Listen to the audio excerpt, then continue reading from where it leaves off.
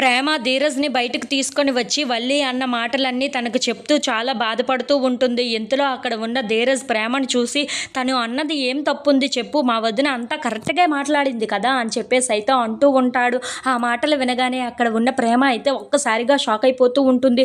ఏమంటున్నావు నువ్వు అని చెప్పేసి అయితే అక్కడ ఉన్న ధీరజ్‌ని చూసి అంటూ ఉంటుంది. ఆ మాటలు వినగానే అక్కడ ఉన్న ధీరజ్ మాత్రం అవును కరెక్ట్‌గానే మాట్లాడింది కదా మీ ఇంట్లో ఉన్న వాళ్ళ కోసం అని చెప్పేసి అయితే అంటూ ఉంటాడు. ఆ మాటలు వినగానే అక్కడ ఉన్న ప్రేమ అయితే ఒక్కసారిగా షాక్ అయిపోయి, నువ్వు కూడా ఇలాగనే మాట్లాడుతున్నావా, మీ వదినకే సపోర్ట్ చేస్తున్నావా, నువ్వు మీ వదిన ఒకలాంటి వాళ్ళే అని చెప్పేసి అయితే అంటూ ఉంటుంది.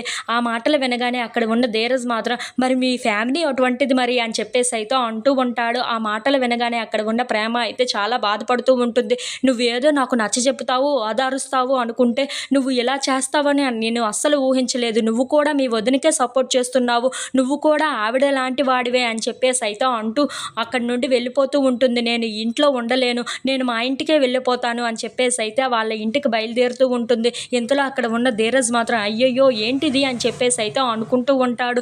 ఇంతలో అక్కడ ఉన్న ప్రేమ చాలా బాధపడుతూ తన ఇంటికి వెళ్ళిపోవడానికి బయలుదేరుతూ ఆ గేటును దాటుతూ ఉంటుంది. ఇంతలో అక్కడ ఉన్న ప్రేమ ధీరజ్ని వాళ్ళ ఇంట్లో ఉన్న వాళ్ళని గుర్తు చేసుకుంటూ అయ్యో ఇప్పుడు నాకు పెళ్ళి అయ్యింది కదా, నేను ఈ ఇంటికి వెళ్ళడానికి వీలు లేదు, తర్వాత ఇంట్లో ఉన్న వాళ్ళు ఏమంటారో ఏమో అని చెప్పేసి అయితే అనుకుంటూ తన కాలుని వెనక్కి తీసుకుంటూ ఉంటుంది.